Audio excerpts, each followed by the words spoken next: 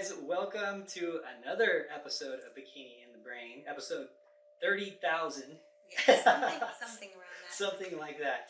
So, of course, I'm here with the lovely yellow Ashley Cotwalser. Hi. Monochromatic Mondays. Monochromatic Mondays. She's bringing back, even her check-in pictures today were in a yellow suit. I appreciate the commitment to the yellow today. I love yellow. It's a good, I like it too. It's grown on me quite a bit. What are we talking about today, Ashley? Let's talk about newbie gains. Like, what the heck is newbie gains versus muscle maturity? Because we hear these terms being thrown around a lot, but do we really know what they mean? So, my quick definition that I Googled of newbie gains is newbie gains refers to the rapid increase of muscle and strength that often occurs when people with little to no previous weightlifting experience start training intensely.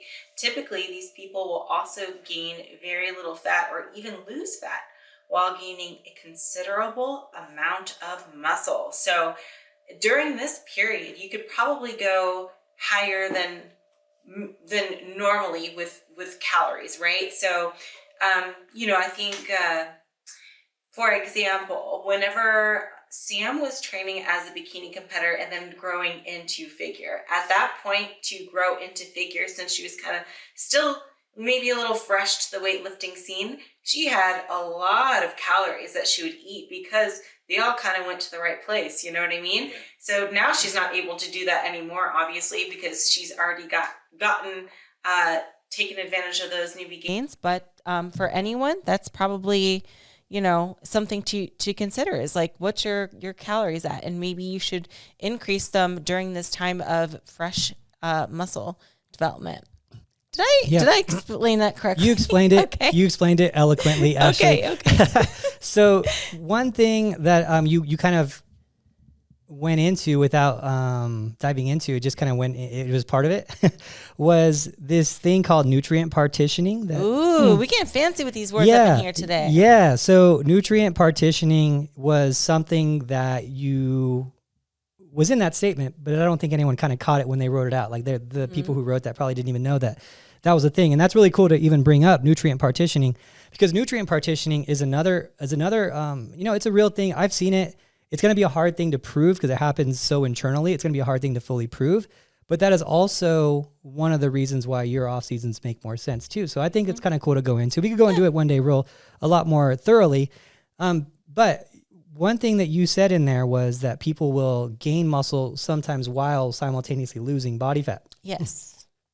And for, when I was a young trainer, and, we're talking 16 years old trainer, all the way till probably when I was like 25, I really didn't know of this recomping thing. Wasn't really talked about. It was always, you need to be in a surplus to grow. You need to be in a deficit to lose body fat. You can't grow in a deficit. That was always what we were told. And that's another, obviously they're talking about people growing while losing body fat. How does that actually happen? What's occurring and how do you create that demand, right? Well, when you create a stimulus in the gym and your body needs to recover, we need to look at, okay, what happens there, right? So first off, you're creating a mechanical stimulus, right? So I'm lifting a weight. My body says that's more weight than I lifted last time. That's more stress than I went over last time. That's more whatever than I did last time, right? Because it was more than I'm used to, I need to now be better prepared for that. The next time Ashley tries to, bicep curl 200-pound dumbbell like she does for 20 reps. Okay. It's a fact. So as a warm up. That's her warm up. Yeah. Mm-hmm. So when Ashley's in here, doing 200-pound dumbbells, right? Curls, let's say she does 10 of them and she does them for 10 years. Well, nothing happens during those 10 years. Not much happens during those 10 years because now she's doing exactly what her body has already prepared to do. Now, that first year, though, the first few times she does it, the body says, well, this is a lot to me. This is new to me. This is hard for me. I need to be better prepared because apparently we're going to have to start doing these 200-pound dumbbell curls, and I need to be prepared for that. So I'm going to build some muscle. I'm going to get stronger. I'm going to, increase tendon strength, whatever, to be better prepared for that exact scenario. So that's why working out hard matters, right? Now, here's the thing. The body wants to survive. And I always break this down like what the body want to do, right? How's the body going to react to these things? The body wants to survive. The body says, okay, apparently we're lifting these 200-pound dumbbells, right? I know this is a ridiculous analogy. We're doing these 200-pound dumbbells. If we have to continue doing this, because it doesn't know that it's a choice, it just says if we have to keep doing this because it's repetitive, I need to be prepared for this, or else I'm gonna rip my bicep, right? So it has to be prepared for it. So everything around that movement gets stronger, right? Now, whether the calories are there or not, this is what nutrient partitioning is. So whether the calories are there or not, it finds a way to repair and prepare for that situation. Okay. Repair and prepare. Prepare and repair. Yeah, I like that. That's what your shirt. Prepare and repair. Dude, I like that a lot. Buy the shirt. We'll send it to what's the charity we're sending it to? The Christmas one in Texas. It's on the website. Yes, look at the website. I'm forgetting what the name is though. They're on Instagram. I gotta give them a shout out. So we're actually doing okay. We're selling quite a few shirts. We're gonna buy some toys for kids this Christmas. It's gonna be good. So whenever you guys buy the shirts that are on the YouTube, it goes to that charity.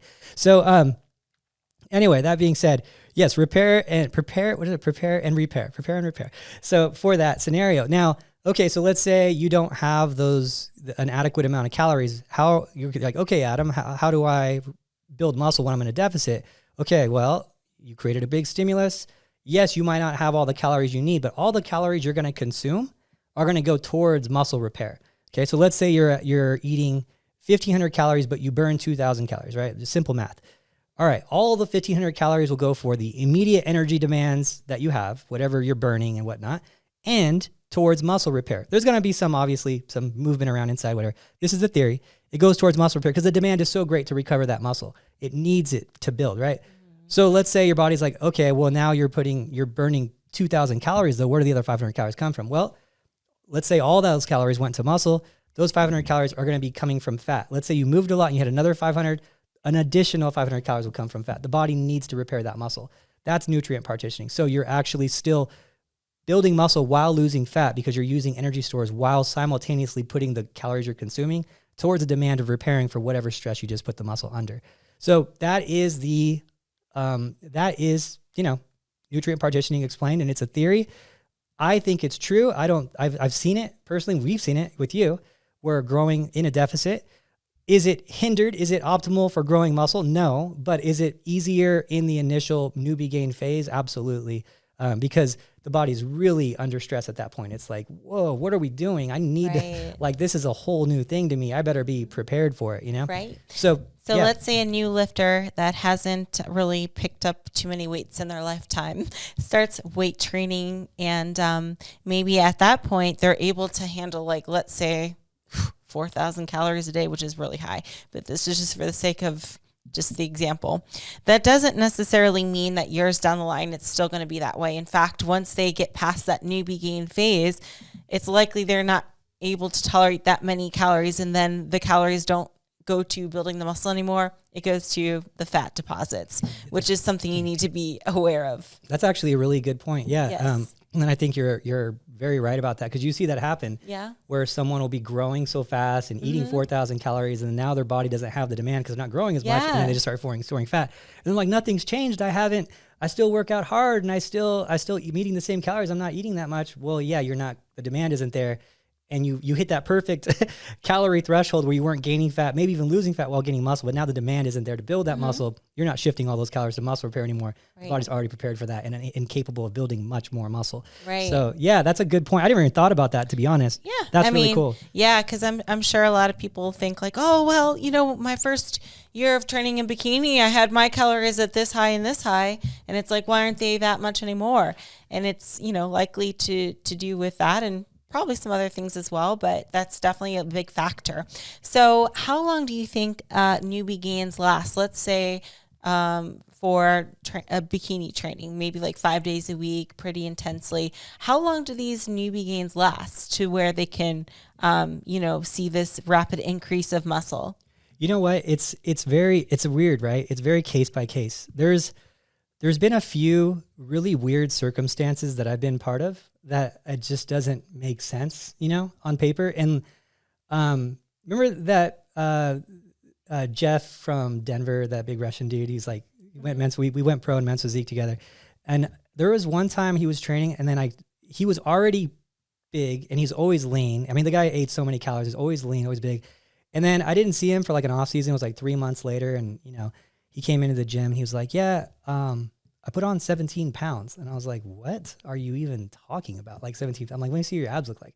Full on six pack, everything, right? I'm like, so like there's some genetic just anomalies, right? That are out there. These like freak shows where you're like there's like moments like that where I'm like, I'm just going to quit bodybuilding. Like, how does this guy like just grow while he's growing? It's just pure craziness, right? Yeah. He's like too big for men's physique. He's going to go to classic, I think. But that stuff happens. So when you see things like that happen, there's really no like standard. And then you have on the other end of it, a girl, like I've even had clients that are, you know, fighting for 2 pounds, you know, and it's like, yeah, exactly. Right. Like, and it's hard to say. Right. But I will say, I think it's very genetic based of how much you'll grow. And also I think one of the biggest factors that no one likes to admit is training intensity. You know, Yes. you have to create the demand. And I see it happen a few times a year where someone will come into the gym and they're like, yeah, I can't grow my glutes or whatever. And then I'll see them in here and they'll just do their workout because they're in town. I'm like, yeah, gym's open, come in and do it, whatever, right? Mm-hmm. And I'm like looking at them, like I'm always like kind of seeing, like I'm like, okay, let's see if this is the reason. And then I'll watch them work out, won't say anything, and I'll be like, okay, just so you know, like you won't grow that way. Like I know you're working out, but what you're doing is health and fitness right now. You're not bodybuilding. Yes. There's a big difference, you know? It's a big difference. It's like it's almost like, as if I wasn't giving an example, and this is just the first one that came in my head. If I went into like a rock climbing facility and I just went on that little wall they had, and I'm like, that's the same thing as me climbing a rock with no security line that's 100 feet high. Like, no, it's not the same thing. They're two different things. One's training for one thing. One's just like health and fitness and getting you better prepared for those things, and it's good for you. Right. But one is actually rock climbing, right? One is wall practicing, right? So there's a big difference, and I think that people don't understand that when they work out. Are you in the gym?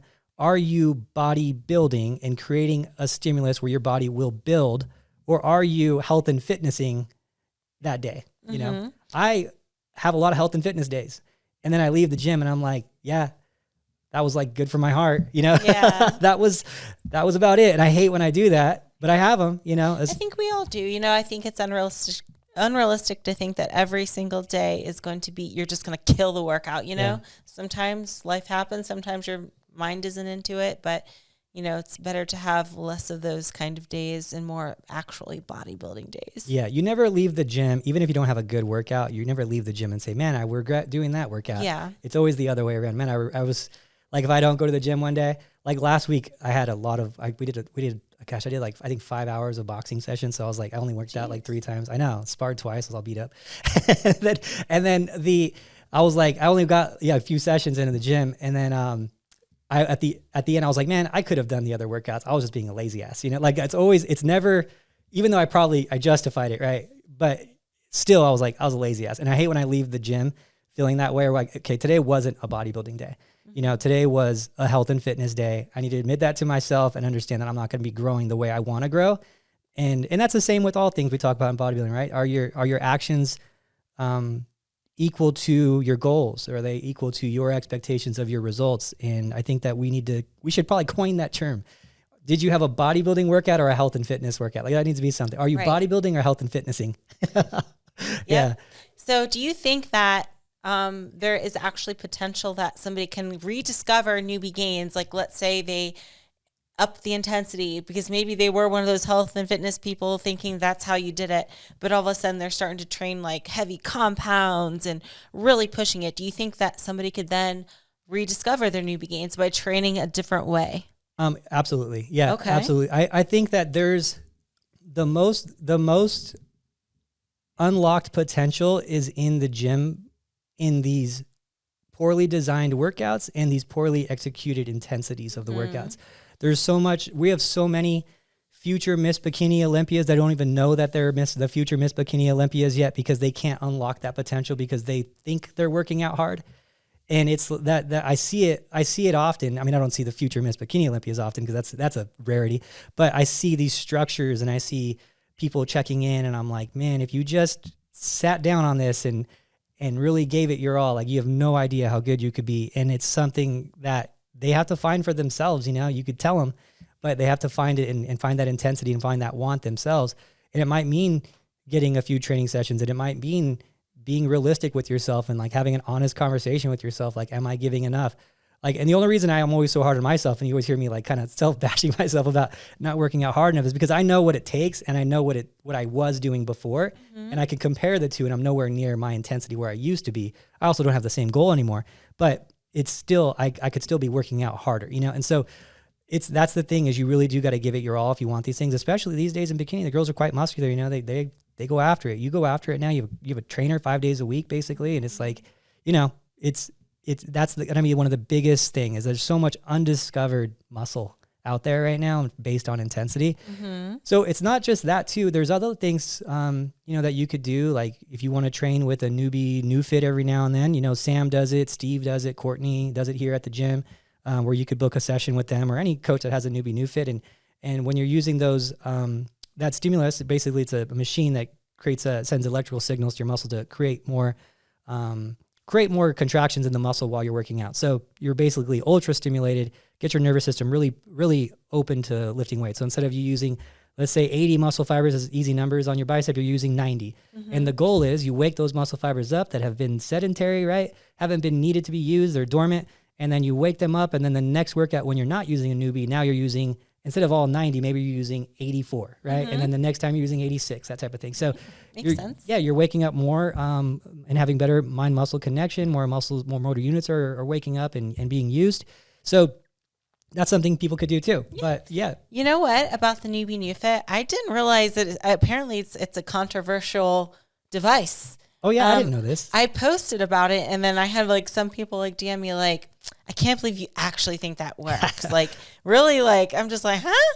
I didn't know this was like a debatable thing. I thought it was pretty widely accepted, but there's some doubters out there apparently. I can attest. I do think it makes quite a difference. I would be shocked if it had no benefit whatsoever. Shocked. Maybe they think it's like, you remember the old infomercials, like the thing you put on your abs and it just like makes your abs contract. Yeah. And then next thing you know, the before and after, the only thing they did was put it on for 20 minutes a day. Maybe they have that mixed up with what it actually is. I don't know. Yeah. Because those infomercials are a little sketch, but that's not what it is. Yeah. Yeah. I could see if they are confusing it with it, that'd be one thing. Yeah. Right? But I mean, I get it. This is one of those things where it's like, is the meathead science about it really? And this is the thing about bodybuilding science, is that a lot of bodybuilding science pulls from other science, and there's no money in bodybuilding for someone to put a lot of effort into learning new things. Like let's say, for example, I'm a coach, right? So if anyone was going to benefit financially off of bodybuilding technology or bodybuilding new practices and put research into it, would be a guy like me, right? Am I going to throw $1 million into a study to see if this Newbie New Fit actually creates more muscle fibers so I can get that data so I can use it for my athletes and then it be stolen by every coach for free after that? And will it make me $2 million if I did that? No, it's not going to work, right? So what do I need to do? I need to look at other data. I need to look at data that is being used. Maybe Newbie New Fit put out money to see if anything works, and hopefully they have an unbiased kind of third party that's looking at it, and they look at it in a physical therapy context, okay? Right. And then that's usually where the stuff comes from. So the Newbie New Fit essentially is and was a physical therapy device when people were injured and whatnot. When I was in that car accident a few years ago, they had me on a very similar electrical EMG machine, which was they put on my neck and stuff for a while. And that, I was like, oh, that's cool. That's like a Newbie. I'm like, I have one of these. Can I not be here? And so, so they say, okay, this is what happened with this person's muscle. It was atrophied from the injury and it recovered this much faster. And without it, the other group, it took twice as long or whatever the study is, right? So you could look at these things and then what happens is bodybuilders see this, and some meathead out there is like, oh, that's how you could build some muscle, right? That's how all this shit starts every time. It's always some meathead. And it's like, I always use that term as like these it's funny because people think, they say meatheads like these guys are stupid. And I'm like, if you ever find a bodybuilder who's that big, who's actually stupid, you point him out to me, because you don't get that big by being unintelligent, right? You have to be smart as shit to get that big. You have to know your body. You have to keep records. You have to learn new science, learn new training things. Like you might only be smart at that, but these meathead guys, they call meatheads, They are not dumb guys. You don't get that big being stupid. Right. So it's just too hard. It just takes too much, you know, to do it. And so anyway, so you see this meathead guy and he'll be like, oh, look at that. Maybe I'll try that and see if I can gain some. And then they do it. And they have a little group at the gym. And that's how, and then it gets to you posting it. And some guy's like, oh, it doesn't work. Well, you know, we don't have the data, right? But we didn't have the data on blood flow restriction training either. If if you're familiar with blood flow restriction, but that's the same thing. Yeah, I'll show you talk about it. I wouldn't do that one. I don't want no squiggly veins. Yeah. No squiggly veins for me. So blood flow restriction training is another thing that people will say it's controversial. And if you could look up the studies from Dr. Katsu, he has like proven that it's worked in that scenario. Again, physical therapy, bodybuilder took it and started doing the same thing, right? And you have blood flow restriction, right? It's you know, the argument, yeah, maybe it doesn't work for bodybuilding, but it seems to, it seems to, you know. And I will say, like, there's a lot of athletes at the top that use it. And also something that maybe the viewers don't know is, like, you don't just slap it on and just sit there. You train with it. So it's not like those infomercial ab devices where you just sit there and, whoa, abs overnight. It's like you got to train while using it. And yeah, it's tough. It's really tough. I always get sore afterwards, and it does feel like I'm activating new muscles. I know it sounds strange, but it's like I love it. I love it so much. So I'm glad we have one here. Yeah. It's really a cool device to use, and it's like, you know, these little tricks, you know, they add up over time and maybe potentially could help. So question, newbie gains. Now, they come fast, but do they stick if you don't work out? So let's say a newbie competitor trains, and you know, that first year they're putting on a lot of muscle, and let's say they just took a year off or whatever. Do they then go away just as fast as they were put on? So this is really cool because this kind of does go into one of your other things, if that's okay. I'm going to go into it. It'll be because it kind of goes into muscle memory, right? Yeah. And so the answer is yes, it does. But it can go away. I do. So 2 parts. One, yes, it's easier to stick around, right? Because of the nuclei that's donated to the muscle cell. That's what happens. So I'll go into that. That's kind of where you talk about muscle memory. And 2, I think the longer you work out, the harder it is for you to lose muscle. Mm-hmm. You know, because I've been working out since I was 13, and I physically I'm gonna have to weigh less soon, like 168 to 175 is what I'm gonna have to weigh. And for a very short period of time. And I'm like, for the first time, I'm like having problems like losing muscle, like, you know? And so I'm doing a lot of cardio. I'm not lifting as hard. I'm not lifting as often. You know, I still want to maintain some shape, but I'm actually like, wow, this whole year, you know, this 20 whatever years of lifting is actually paying off. Like, it's hard for me to lose. And when I was wrestling in high school, I was wrestling 119s, you know, and but naturally I'm a pretty small guy. I don't know how I'm holding this 200 pounds so well, because I'm not like eating as much. So it's a whole bunch. It's like, again, we're using a bodybuilding example and using like a case, like a case study as myself, or as a group of bodybuilders. That's the only thing I can use because I don't have data for it. It seems like, yeah, the longer you work out, the harder it is for you to lose that muscle too. And so now, as far as muscle maturity goes, or muscle memory goes, when you work out, when you start working out the first time, this is how it's been explained to me.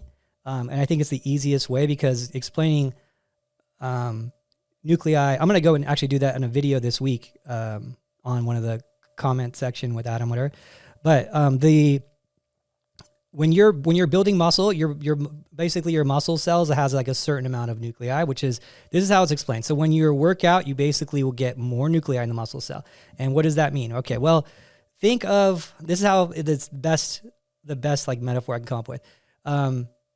You're building a brick wall, okay? And it's your very first time building your brick wall. So this is your very first time working on this brick wall. And you want to build a huge brick wall, but you only have one bricklayer there, one guy to do it. You can't get that much done with that one guy. It's going to take you a long time, right? So now you start working out more. So you start building your company up, right? Now your company has more workers that can send to the job site.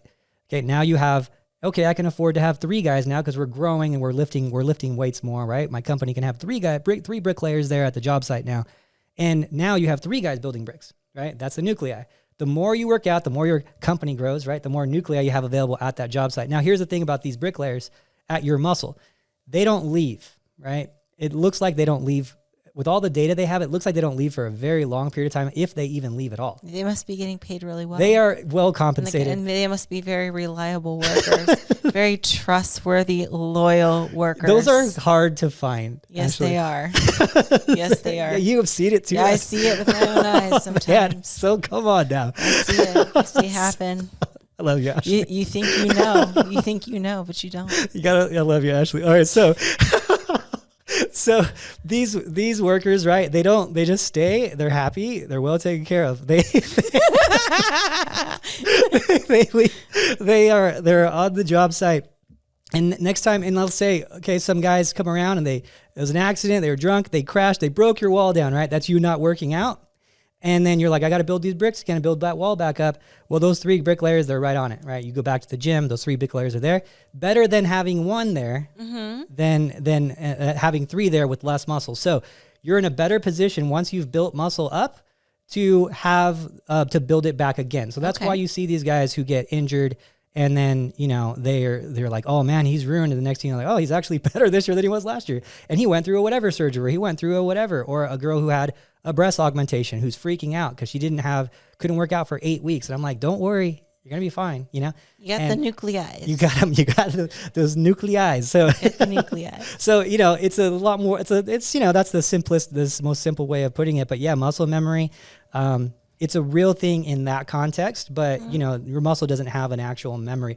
I wish they wouldn't attach like human, psychological traits to muscles. Like, oh, I got to confuse the muscle. The muscle's got to remember, what's going on? Is there a bunch of people inside of it? That's funny. Yeah. When you think of it. Yeah, you're right. So then I guess what you're trying to say is, regardless if it's newbie muscle or even mature muscle, if it's already built, it's unlikely to go away. It doesn't matter necessarily the age of the muscle itself, if that makes sense. Yeah. So the muscle, when you're not working out for periods, it'll go away, but it'll be fast to come back. Right, yeah. right. So the newbie muscle gains versus muscle maturity has nothing to do with that aspect of Correct. it. Okay, yeah. cool. So, well, that's good to know. That's really good to know. Yeah. Okay. I think it puts a lot of people at ease when they're on vacation or, Yeah. and when you lose muscle, it takes a lot longer than people think. And I'm glad I could talk about these things, and we have, an audience that can listen at this point too, that's to some of these things that we say, because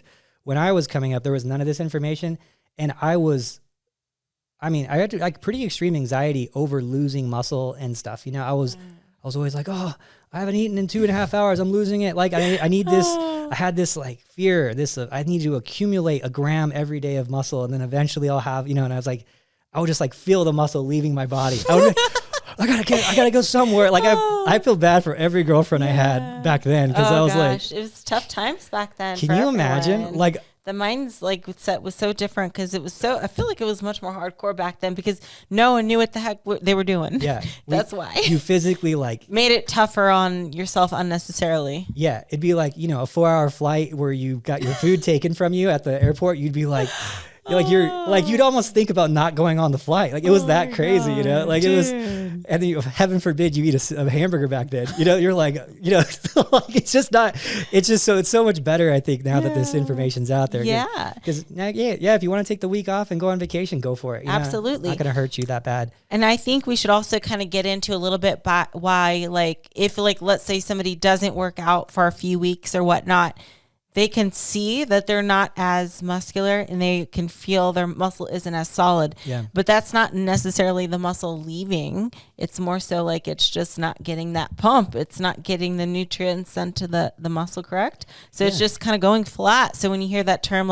oh, I went flat, that's kind of what's happening. Yeah, and that's the honestly, and now that's where we go again. This is fun. This is fun, because it's kind of that's where the meatheads would come in and be like, oh, you're losing muscle. That's why you're not as dense anymore. You're not as whatever.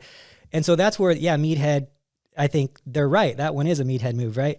But the reality is that's based on physical appearance and not based on actually what's happening. So when you work out hard and you're pumping blood to your muscle and you're loading it with carbs after you work out, you're shoving that glycogen into the muscle cell after you've depleted it from the workout. So you're kind of glycogen hyperloaded, right? After you've worked out, because you have more blood flow, you're repairing it, and you're just shoving glycogen. So glycogen is glucose, and carbohydrates are glucose. So it goes carbohydrates, glucose, glycogen. When it's stored, it's called glycogen.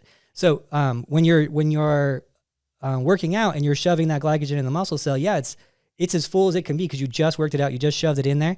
And then your body uses that and it takes that energy out of the muscle when it needs energy. So yeah, if you don't work out for 2 weeks, there's no reason the body needs that much glycogen in the muscle because it's not using it, and it doesn't need it to be readily available because you're not using it that much. So when you first work out, yeah, it needs to be super loaded. You need to be full and dense and have that glycogen because your body's like, hey, Ashley's working out shoulders probably in 3 hours from now because she's working out shoulders all the time. So we're going to need some glycogen in there because we're going to lift again soon. But if she doesn't work out for 2 weeks, why would I need to be prepared for that? Why would I need to have a full tank of gas when my car is parked in the garage, right? Right. So that's the scenario that we're dealing with there. So yeah, you'll go a little bit softer. You get a little squishier because you don't have as much glycogen in those cells. But that's what's happening. You're just, when you're on vacation, you didn't lose a ton of muscle. That's what's going on there. It's like a balloon that's kind of deflated, but you can blow it back up. Yeah. Balloon's still there. Just gotta blow it back up. So, question for you, Coach Adam. Now, the appearance of, let's say, this newbie muscle, does it look different than a mature muscle? Because, I think that this is kind of where we're getting into the other side of it, the muscle maturity. So mature muscle tends to look a little different than the newbie muscle, It's more usually detailed, this mature muscle, whereas the newbie might not have that kind of development quite yet, but it's there. It's just not quite as defined. So if you want to get into that a little bit. Yeah, and I think this is where we're kind of going into the more meathead realm right here, right? We're getting meaty with it. We're getting meaty with it because the audience is needy. Vegans beware, we're getting meaty. Yeah, because we're going to go off of not actual data, but what we kind of visually think is happening here, because this is going to be an impossible one to really, because unless you were doing like biopsies on people at different times of their career, and then you were like clearly able to say, okay, he's got mature muscle now. What's different of his previous biopsies from 10 years ago? Like that, it's just, and that's it's a objective thing where we're like, is he dense? Is he mature? Like, it's just impossible to really define it. But what it is, so this is my guess at it, and what kind of everyone kind of talks about it is that, okay, you've gone through the newbie gains, your muscle cells they're all kind of grown and they're full and they're tight, and you're just growing these new muscle cell and you're getting so hypertrophy, which is increasing of muscle size, or hypertrophy is increasing of size, right? And then you have hyperplasia, which is increasing of muscle cells quantity, right? So you're getting both of those when you're growing, when you're a little kid. That's why you go from like this big to Ashley's size, right? Yeah, huge. In a few years, right? Because you have a lot of growth hormones, so you're having hyperplasia happen, and when you're still having that when you're older, so you still get some of that, where your cells are multiplying, and then you're getting them bigger through mechanical exercise, right? So now when we talk about you getting muscle maturity, though, the theory is that you've kind of gone through the newbie gain phase, right? So your muscles are all really tight, right? They're still tight, so you're not seeing that separation in them because they're new and they're tight, and you're just trying to shove water into a hot air balloon, or air into a hot air balloon, right? What's it called? Hot water, those things. I have no clue. Those like power guys, they like lift up, they like blow them up. Oh, the hot air balloons? You know what I mean? Okay, gotcha. They like blow them up with power through their lungs. I feel you now. Okay. Yeah, so like really dense, right? And that muscle fascia is really dense. And so you're not seeing, so, okay, let's go into what the muscle fascia is. This is a really educational episode. Wow, look at you getting all sciencey with it today. You love the sciencey stuff. I didn't know we were going to go here, but I like it. Okay. Sometimes it's funny because it opens doors that I forget are there. And I just like, oh yeah, I forgot about that, And so, and then it just reminds me, and I'm like, okay, yeah. It's all that studying paid off. So, the muscle fascia is basically like this cup, and then the water inside this cup is, the muscle cells, right? So it's like a balloon that binds inside the muscle cell, right? So that's really, really hard and really, it's especially when you're a newbie gain, right? Because there's been no increase in size internally of it, and shrinking in size and internal, right? So you're not getting that expansion of it on a continuous basis, right? Where when you work out, you're getting that continuous expansion. Blood flow, muscle gets a little bigger, right? And think about it as like that balloon example that we talked about. That power lifter guy, he blows it really big up, and then he lets the air out. The first time, that thing is tight. It's hard. Does it again, gets a little big, right? A little looser, a little easier. Does it 100 times, eventually that you're gonna that hot water balloon, or what are they called? So the hot air balloon is the one that floats in the sky. Is Okay. that what you're referring to? Yeah. No, I'm over Oh, the ones that gosh. powerlifters lift that they blow up. I don't know. Milady, you have any help on that one? I just called a balloon. Okay, maybe you guys put it in the Oh, comments. helium balloon? What do you- No, it's like a hot water bottle, but it's like it looks like a whoopee cushion, but it's pink and they blow it. It's red sometimes. Why do they do that? It's like a power. It's really hard to do, so they blow it up. It's like the guys who crush pans and they rip phone books and. Oh, just for Instagrams? Well, back then, yeah. I mean, they did it. Did Well, you know that? I missed did you that know, era. Did you know that I did that? You did whoopee cushion blowings? No, I was never. I never did that. They taught me how to rip phone books. It was a Christian strength team. Really? Yeah, when I was like 12 years old. This guy, it was so funny. This guy in the gym, and I forget his name. He was such a good dude too. I wish I remembered his name. He loved that I worked out when I was like 12 and 13. All I did is I lived in the gym. And he just loved that about me. And this guy was like full on like Captain America, feathered hair, always wear American flag like those pants, like those almost MC Hammer type pants. I know back what you're then. talking about. Yeah. Right? Feathered hair, tucked in shirt, just like tall, good looking white guy. And like he was just a good Christian dude. And he pulled me aside and he was always giving me tips. He's like, he was, for me, he was jacked, but by today's standard, he wouldn't be considered, but he was really fit.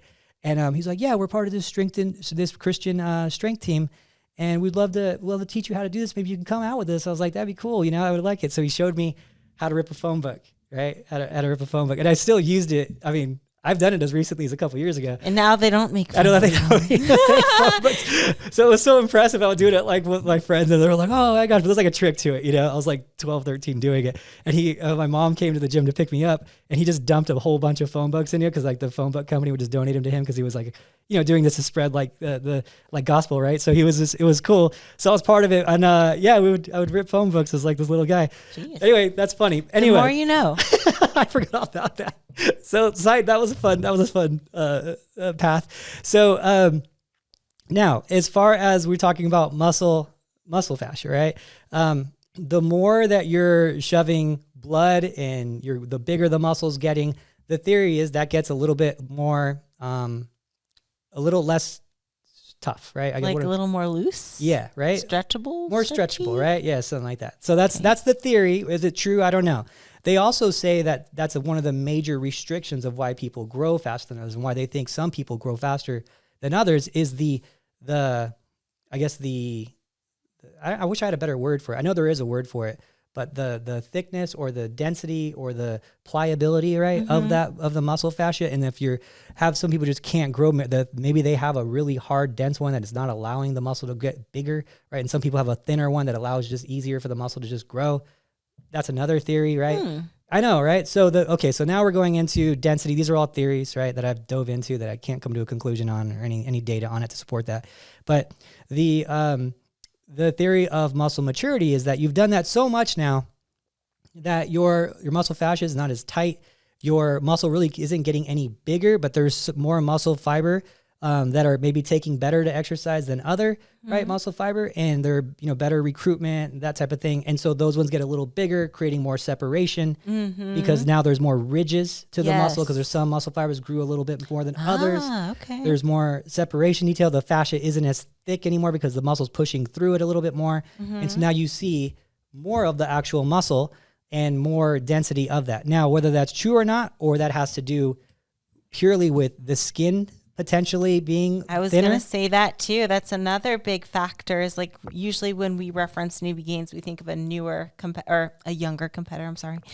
Like someone that's young versus somebody that their skin has just with age kind of thinned out. Because sometimes we see competitors, it's like, it does seem like that thickness of skin can sometimes hinder how lean one can get just by the thickness of their skin alone, like they kind of have that baby fat look, nice skin, beautiful skin, but maybe not ideal for muscles. Exactly. Yeah. So that's the thing. Those are the theories, right? Are they true or not? I don't know. I've it's hard to say because it always happens the way you say, like exactly as you happen.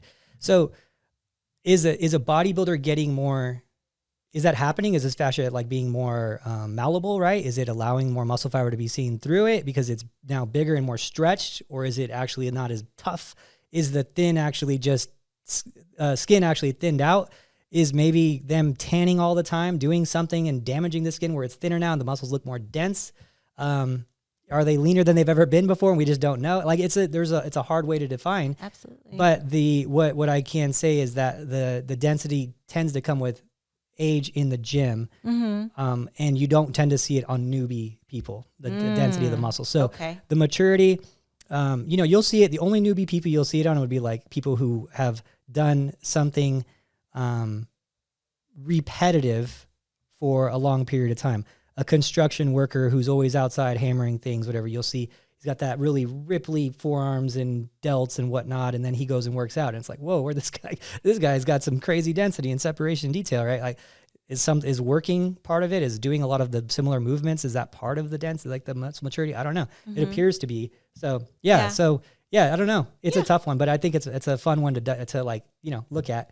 Yeah, So. and I think there is something to be said too. So like, let's say there was two competitors, and maybe even let's say they've been lifting the same amount of time, but one of them's younger and one of them's older, and let's say you didn't see the top of their from their neck up. It is you can sometimes tell which one has an older physique just by looking at how their muscles are, and it is interesting because I do think like sometimes when we see competitors, their muscle, I guess their physique looks older than what they actually are, and vice versa. Yeah. So that is interesting, and I'm sure a lot of it is genetic, and collagen and all that too probably has something to do with it, I would imagine. Yeah, I would fully agree with that, and I do think that the skin is a big factor too, because I see it more often when there's like a girl who grew up on a beach, than than like a girl who didn't. And I see someone who's like always on the beach or always like doing that. They tend to have like thinner skin, and I don't know if it's like damaged to some capacity, to some degree. Yes. But it does appear to be like that's a thing. So it's funny because people always argue. They're always like, oh, coaches always say this girl's skin's not thin enough, and that's like an excuse for them to use when they don't get their clients in condition. And I'm like, no, skin texture is like a real thing. It is. Yeah. Absolutely a real thing. Like you could look at like Phil Heath's skin texture is like beautiful skin texture. It's crazy. And like he just would like glow on stage. This is, like how it was over his muscles. And it's like, you can't train someone for that. Like you got that or you don't. And you just see it on some people and you don't. And there's been a few times where I've seen people and I'm like, that guy's skin texture or that girl's skin texture is just like perfect, And it sounds weird, and you can't like tell them that because they don't have any idea what it is. But it is a real thing. The texture of the skin and how it flows on the muscle and how tight it is on the muscle. It has to be tight enough where you're not seeing those crazy, grooves like a horse walking, right? But it needs to be, thin enough where you can still see the separation lines in detail. And it's like that perfect balance of where they're at and where it is in the right areas and whatnot. And, is really a factor that is a genetic thing. And it's a real thing. Yeah. Yeah. And I kind of wanted to put this out there too. We talk often about like, not getting too big in the off season. And one, I guess, negative side effect of the girls that fluctuate so much is you might not see it now, but your skin is going to be taking a toll in the years to come because you're fluctuating so much that your skin basically gets stretched out and then you shrink, and then it gets stretched out even more when you go into off season, and then you shrink, and your skin it's not always going to snap back like that. Yeah. And you'll find that that's going to age you a little more than if you were just to kind of keep it little more in check. And of course, maybe if you do it like once or twice, maybe it's not a big deal. But if you do that year after year, your skin isn't going to look as good. I mean, this should be pretty promising too. And I'm going to say it for the girls that already have like stretch marks and stuff. Like there are a lot of girls at the Olympia that have stretch marks, so don't feel shame about that. But if like you are one person that wants to do this for the long run and have longevity and look just as good 10 years down the line, be careful of how much you're fluctuating and how often you're doing that. Because it's, not just stretch marks, but the texture and thickness of your skin is gonna take a toll. You might have skin that kind of like hangs rather than adheres to the muscle, Yeah. And you'll see that really, really often with girls who've done that, not girls. And it's funny is you don't see it You see it a lot in the masters because you'll see someone who maybe they've lost, 30 pounds and they're always 30, 40 pounds overweight or whatever. And then they got in shape versus the girls who've always been in shape. And that's when it really starts showing up. Like the masters 40 plus, whatever, you'll see just looser skin on the glutes, looser skin on the lower stomach, things like that, lower back, a lot more looser skin, things like that. And it's like, but the girls, then you also see some girls who are like 50 and you're like, how's that girl 50? That doesn't even make any sense, right? She looks like she's 20. There was a girl who got second at the Chicago Pro years ago who was 48. In the Chicago Pro Open, there's like 20 something girls in it, right? And I was like, it's crazy, right? 48, second place Chicago Pro. And but she's always been hyper aware. She did a lot of fitness stuff her whole life. Like she was always, that is a proof in the pudding there, even though that one probably a lot of people don't want to hear, but it's just the truth of it. And also that has a lot to do with their waist size too, from stage to stage too. It's like I use the bodybuilding term because some of the media guys don't understand bodybuilding so well. Some of them are really, really good. They really understand bodybuilding really well, So like on this one, shout out to Nick Trigilli. He really knows bodybuilding. And I like that about him because he was a Mr. USA and he talks about bodybuilding. And a lot of these other guys just don't know bodybuilding because they never did bodybuilding, And so they were like, oh, this guy's got a big roid gut. And I'm like, no, he doesn't have a big roid gut. Steroids aren't causing him to have this huge gut. It's the amount of food they have to eat these days to get that big is totally different than when it was when Arnold was competing. Because there's more things involved, more, super supplements and all that have, of course you're able to eat more because of that. And you have like a hyper metabolism because of these things. So you're going to consume more food, but these guys weren't, 300 pounds in the off season back then. That wasn't a thing. They weren't that big. They weren't 280 with abs. It's crazy. So of course they're eating way more food. So then their stomach gets a little bit bigger because it's always full of freaking food. It's always full of food. So even when it's not, the muscles, I feel like they build on top of what was there all season. Yeah. You know what I mean? And that happens to girls too, not even just like the roid gut, but if you're one that doesn't have like a really tight waistline and you find that it's always kind of hard to even vacuum, it might be because you have a high volume diet. And then when you are, building muscle or even unintentionally building muscle in your core, your muscles, I feel like they kind of shape over what was there all year round. You know what I mean?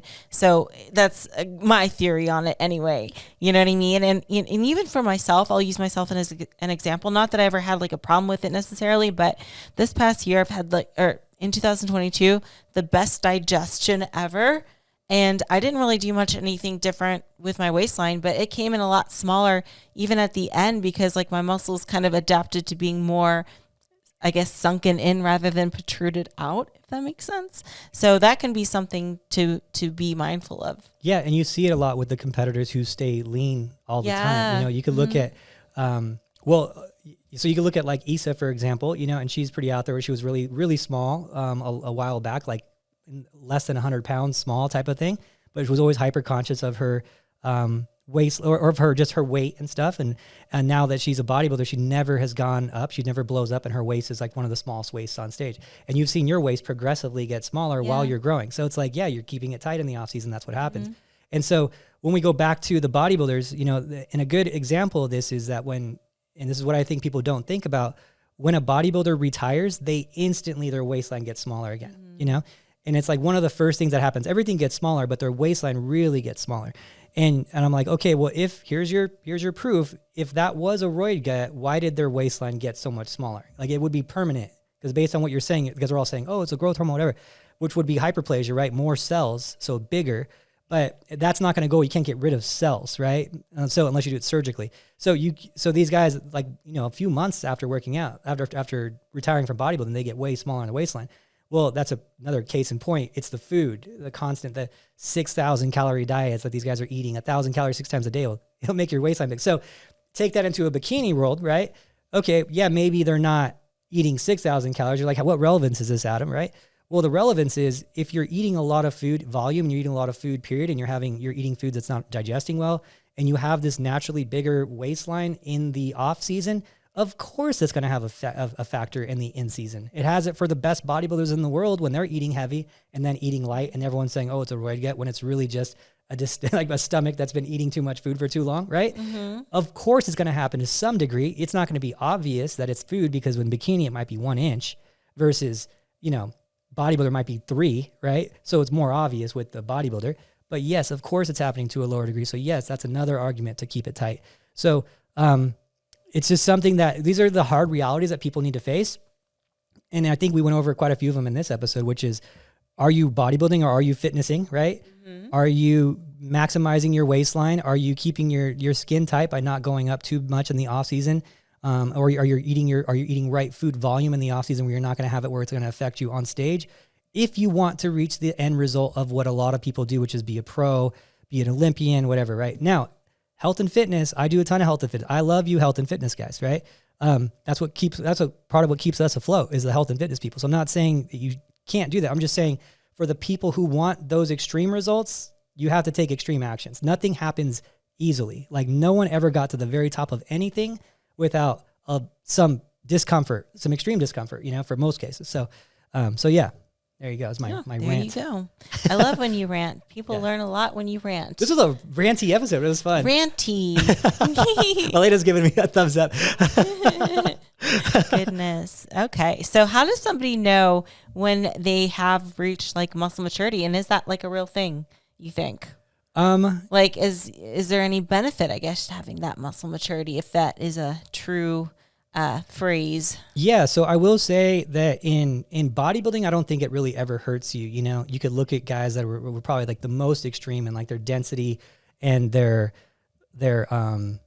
muscle, if you want to call it muscle maturity, it would be you referring to like the density and the graininess and all that stuff of the muscle. You could look at guys like Branch Warren, and you have even young guys like Nick. Nick is pretty like mature in his muscle, even though he's not a long term bodybuilder. I think he's like 20. What is he, Nick? Like 25, 26? I'm not sure. Yeah. So I know he's in his 20s. So you don't see that usually on someone. So it's, a lot of years of hammering weights and so in a scenario like that, I don't think it really hurts guys too much. But you can look at some guys who didn't have the craziest density still do really good, and they had a really pretty flow. Sean Roden would be a good example of that. The flow. Look at you talk about bodybuilding, even though it's called the bikini. I love bodybuilding. So I got into it from bodybuilding. All this exists because of it, right? So just the flow and the skin tone and like the beauty of the muscle was really nice. So you use that as a reference, as a point for bikini. Would a bikini girl want the density and separation and detail as like a Branch Warren? No, that would be bad, right? In bikini, right? You never know. It's true. Well, let's, as of 2025, we'll see what happens here.